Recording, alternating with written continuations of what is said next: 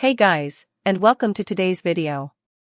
Today we have a follow-up to a sovereign citizen out of Indiana that I've recently covered who goes by the name of Prince Pew, which when you translate that directly from to English, it means minor royalty of the family bad breath.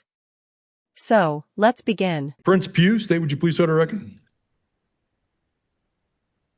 Yes, Your Honor, thank you. This is State of Indiana versus Prince Pew, cause number 64D01-2305F64448. Defendant appears in court in person by video conferencing with counsel, Mr. Steve Pribble. State of Indiana by Gary Gurman. Morning, Mr. Pew. Can you hear me okay? Yes. Thank you. Mr. Pribble? Your Honor, did the court get the filing just done this morning? If not, I do have a copy for the court's consideration. You filed something? I did, Your Honor. I did not see anything come through my queue. Last thing I have is my order striking documents from June 9th. May I approach? You may.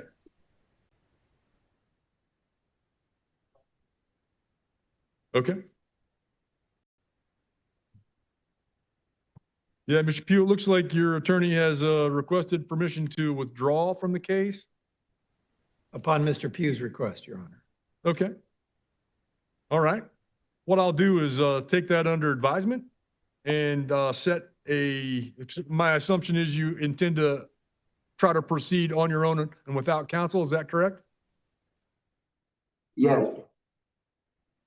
Okay, so you're asking to be able to proceed on your own and without counsel. I'm going to set this for a Feretta hearing. I will take the withdrawal of Mr. Pribble under advisement pending that hearing. We will send you some documents out, or at least one document out to the jail that you can review prior to the Feretta hearing related to pro se representation. Yeah, I'm going to do that at 10:30 today.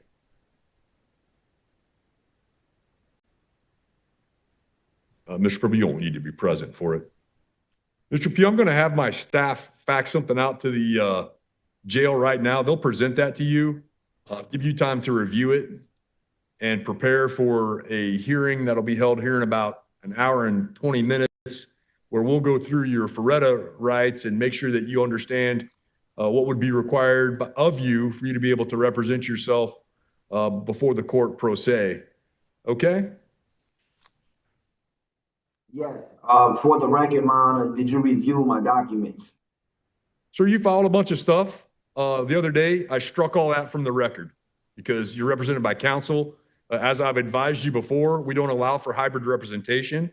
I would caution you, all the things that you filed that you asked me to consider, none of those, even if you were representing yourself, would be items that are pertinent to this matter, okay? So that'll be something we delve into quite deeply here in about an hour and 20 minutes, all right? Because you're going to be expected to follow all the rules of this court that are promulgated by the Indiana Supreme Court. And if you're incapable of doing that, you will not be able to represent yourself in front of this court. So that's just a prelude, I suppose, to the hearing we'll have here in an hour and 20 minutes. You understand? Indeed. Indeed. We'll see you back at 10:30. All right, so that's the end of the first clip. They come back in a little over an hour for his Feretta hearing, and that's when he railroads his own chances of representing himself. All right, State, let's go back on the record for Prince Pew. Yes, Judge, this is a resumption of our hearing earlier. It's State of Indiana versus Prince Pew, 64D01-2305F64448. Defendant appears in court in person by video conferencing without counsel. State of Indiana by Gary Gurman. Mr. Pew, did you have a chance to review the advice for self-represented defendants that we sent out to the jail a few minutes ago? No, it was not. You didn't get a chance to review it, or you didn't receive it? I didn't get a chance to review it because I'm not here to speak on. Yes, it was presented. Yes. Yeah, I'm not here to speak on the Feretta rights. It was presented to you, but you did not review it, correct? Yes. Okay, please raise your hand to be sworn. I take no other oaths beyond allegiance to the United States of America Republic. All right, sir. Well, you have to swear in to participate in a Feretta hearing. Please raise your right hand to be sworn. Yes, I take no other oaths beyond the United States of America Republic. I'm not a resident or I'm not a U.S. citizen, respectfully. Right. Mr. Pugh, if you don't swear in, I can't even conduct a Feretta hearing. And if you refuse to swear in and you won't go through the Feretta hearing, then there's no way you could represent yourself. So, I mean, if you can't even acknowledge that you're under oath and that you're telling the truth, then there's no purpose for us to even proceed further. I can just deny your request to proceed pro se, deny Mr. Yes. Pribble's Well, I motion object, to Your Honor. withdraw I object, Your Honor, and go from respectfully. there. I only take an oath to the United States of America Republic. Well, sir, let me go through the oath with you and see if it's one that you're willing to take. But what I would need you to do is raise your right hand to be sworn. Okay. And then what I would say to you is, do you swear or affirm to tell the whole truth and nothing but the truth? Yes. Okay. All right. So for the record, what is your true legal name? Prince Pugh Bay. Okay. Is there an initial or a middle name? Now comes the respondent, Prince Pugh Bay, a national citizen through the United States of America Republic, a sovereign government that has its own jurisdiction. Okay. I will note your refusal to give me your true legal name for the record. It appears that you are either unwilling or incapable of acknowledging your legal identity. Are you currently under the influence of any alcohol or drugs? I object. The full legal name was just given, Prince Pugh Bay, on the record for the record.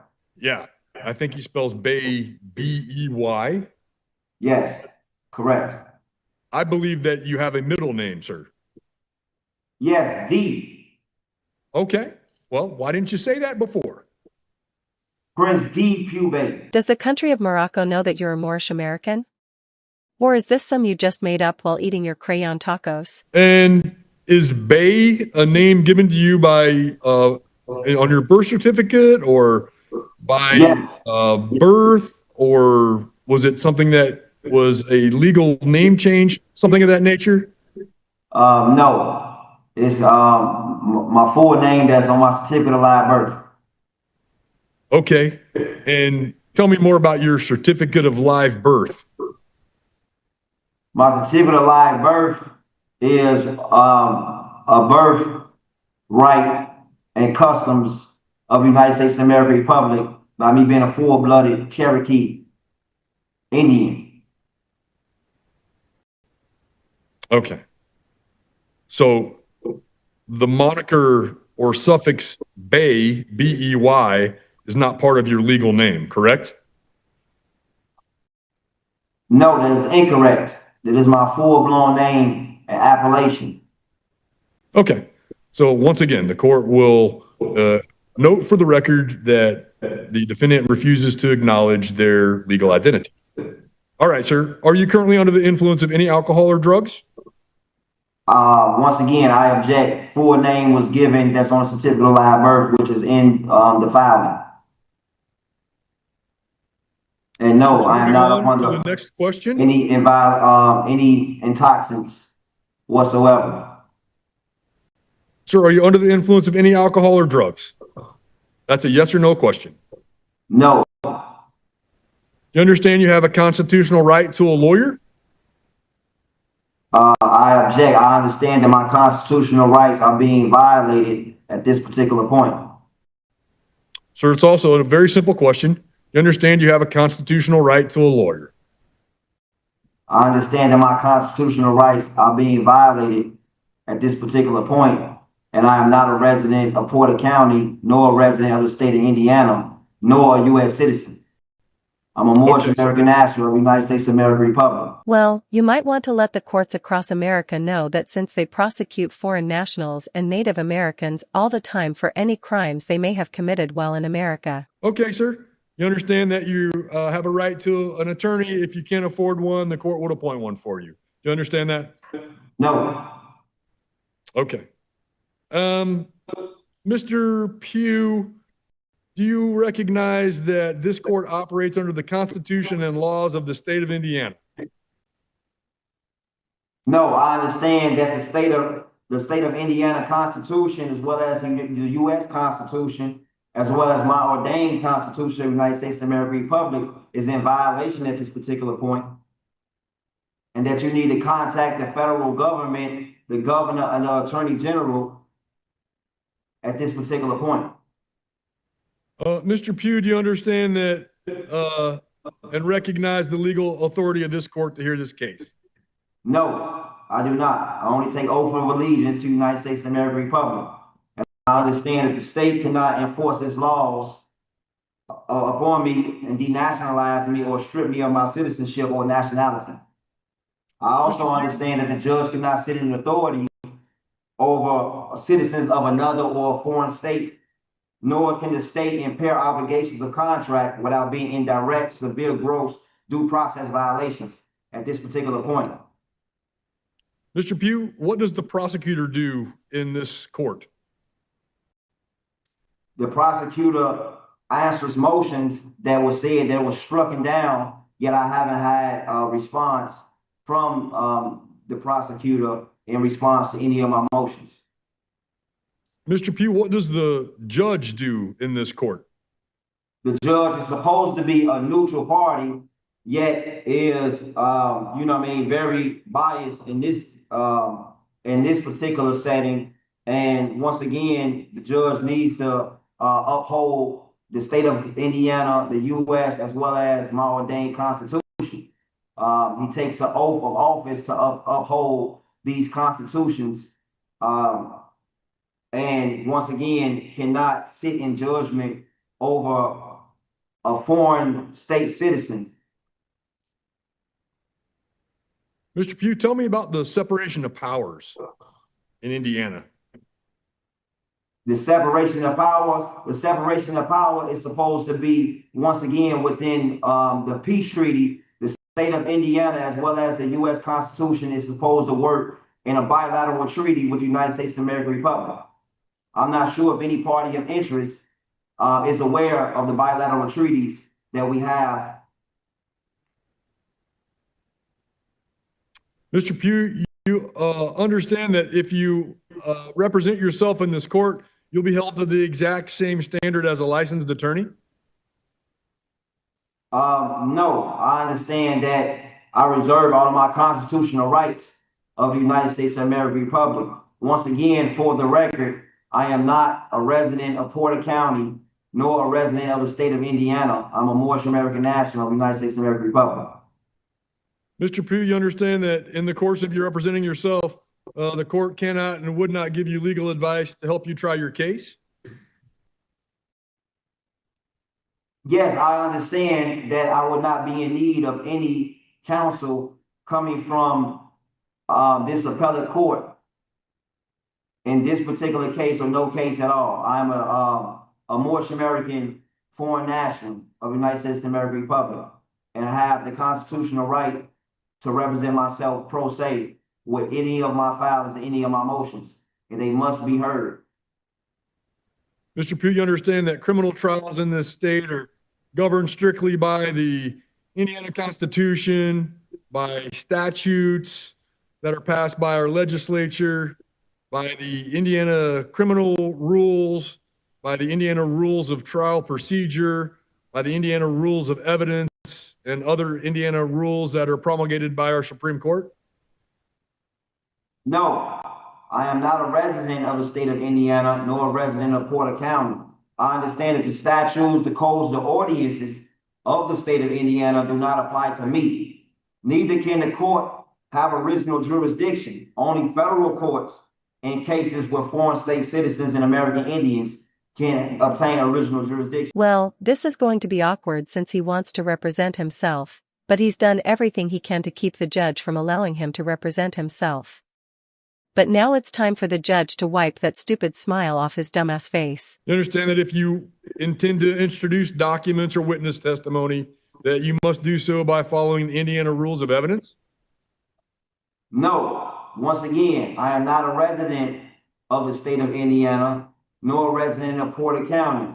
I understand that the statutes, the codes, the ordinances of the state of Indiana do not apply to me. Neither can the court obtain original jurisdiction. Only federal courts in cases with foreign state citizens and American Indians. You understand that if you don't know how to lay foundation, that your evidence would likely be excluded? No.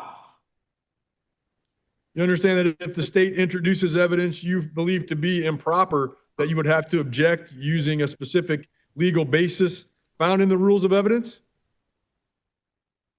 No. Once again, I am not a resident of the state of Indiana. Statutes, codes, rules, and regulations do not apply to me. I'm a foreign state national of the United States of America Republic. I only take oath of allegiance to the United States of America Republic Constitution. Mr. Pugh, do you agree to be bound by and conduct your defense strictly according to the Indiana Constitution, the statutes of Indiana, the Indiana criminal rules, Indiana rules of criminal procedure, Indiana rules of evidence, and other applicable rules for criminal matters? No. Once again, I am not a resident of the state of Indiana. The code, statutes, rules, and regulations do not apply to me.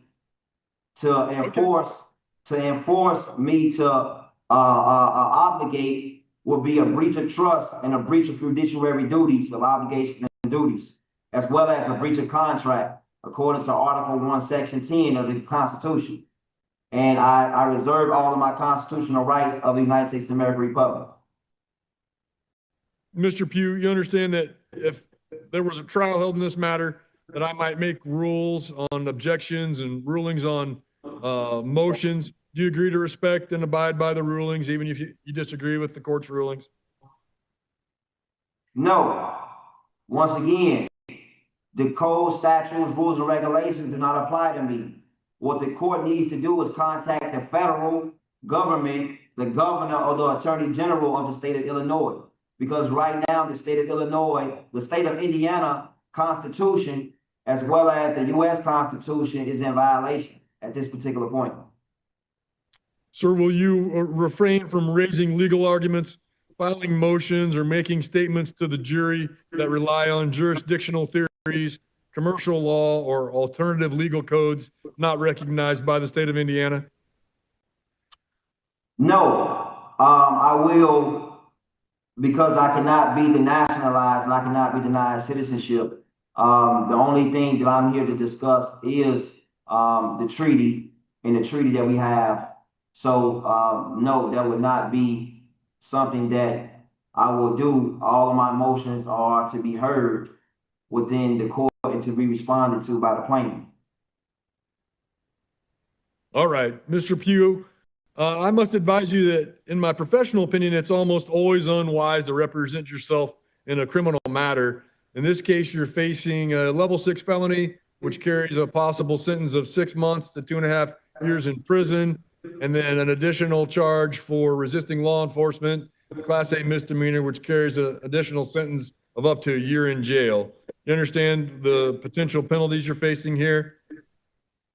Respectfully, my honor, the counselor manual, page 61, is in violation because no one has contacted my counselor. And, you know, with that, it's a supreme violation of my political and constitutional rights. Once again, resulted in a breach of trust, a breach of fiduciary duties and obligations, according to Article 1, Section 10 of the Constitution. Was once again, I reserve all of my constitutional rights in the United States of America Republic. So I demand at this particular time, my honor, respectfully, for a constitutional review to avoid due process and constitutional civil rights violations, as well as my civil liberties, respectfully. Mr. Pugh, you realize that a trained lawyer could identify your defenses, constitutional violations that you might miss, and that not having a lawyer could result in a severe disadvantage to you under these circumstances? No, this is where the judge, being a neutral party, is to uphold and make sure that my constitutional rights are not being in violation. I also demand that without proof of jurisdiction, the court cannot proceed and demand for dismissal of this case for lack of jurisdiction for the record. Okay, we'll deny your motion to dismiss, sir. Firstly, it's not done in writing. Secondly, you are represented by counsel still in this matter because I haven't made a determination about your counsel, and we don't allow hybrid representation. And thirdly, there's no basis in law for your motion to dismiss. Well, I object to any counsel entry on behalf of any merits on the record for the record. Mr. Pugh, you understand that you're under severe disadvantage if you choose to represent yourself and you don't follow the strict rules that this court would require you to follow. Knowing that, is it your clear and voluntary desire to represent yourself? Yes, it is my clear right to represent myself, and no, once again, the code, statutes, rules, and regulations do not apply to me, so I do not acknowledge any rules of the court that would mandate me not to be able to represent myself as I see fit. Okay.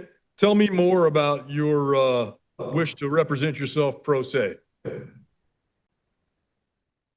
Well, it's nothing more to discuss beyond me reserving all of my constitutional rights as a foreign state citizen and a full-blooded Cherokee Indian of the United States of America Republic. Yeah, it ends just like that.